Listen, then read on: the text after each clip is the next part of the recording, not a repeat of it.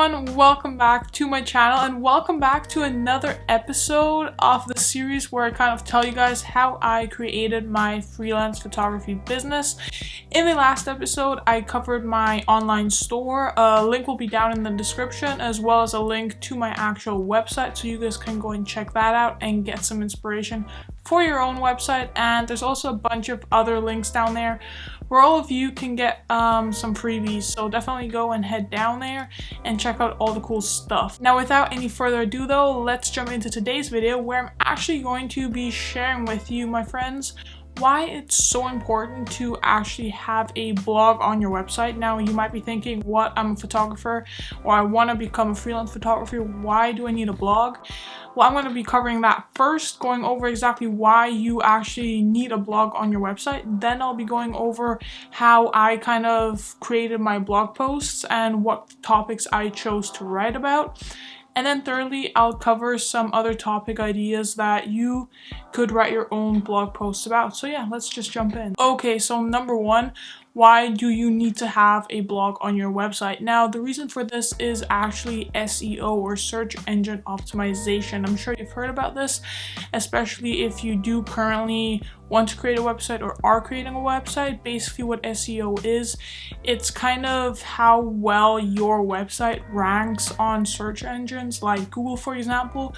Like if someone types in Vancouver photography or Sophie Berger photographer, on what kind of ranking does my website show up? And the reason why a blog helps with SEO or your ranking is because a blog ensures that you have updated content or regularly updated content on your website. Now, of course, this is only the case if you actually write blog posts regularly, but actually having a blog is the first step to being able to write blog posts regularly. So yeah, the main reason why this is actually really helpful is just that you have updated content on your website, and it's definitely going to be a lot more regularly updated than your portfolio, since I mean, at least I personally don't update my portfolio like, I don't know, every week or something, whereas with a blog post, you can definitely write a blog post every week. And at the end of the video, I'm actually going to be sharing some topics with you, my friends, that you might want to write about, so definitely go and stay till the end. Okay, but now I'm going to jump into kind of the topic I chose to write about, or because the way I did it is I kind of created a series of blog posts, and they were all about my time in quarantine. Now you might be thinking, what does quarantine have to do with photography? Link to the posts are going to be in the description down below, by the way, if you really do want to check them out and get some more inspiration.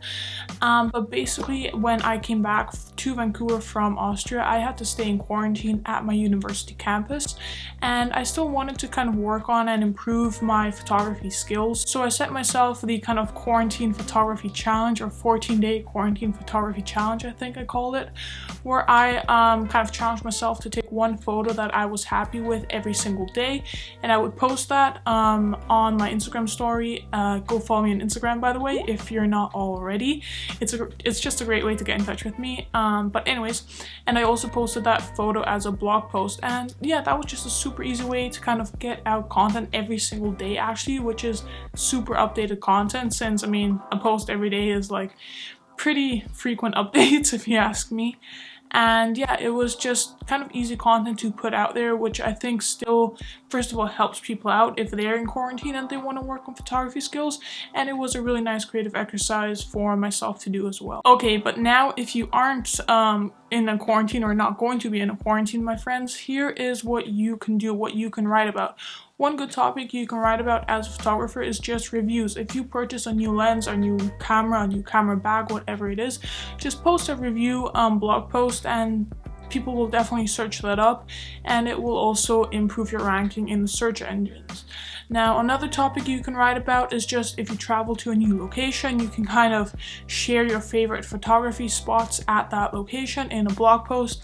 Again, there's definitely people that are searching for that type of content, and it just helps out your fellow photographers as well. Now, another type of blog post you can do is just kind of editing tutorials where you kind of cover your tips and tricks when it comes to editing, your editing style, how someone else might be able to replicate or learn your editing style. And then another kind of topic that you can write a blog post about is just kind of photography tips, how you use your camera, certain types of compositions, ways to take photos, night photography, macro photography, whatever it is. There's literally endless topics that you can write about, even as a photographer, even if blogging isn't your main kind of thing you want to do. Yeah, so that's it for today's video, my friends. I hope you enjoyed it. I hope this really helped you out in kind of taking your website to the next step by adding a blog to really enable people to actually find your website and book you and allow you to make money with your passion.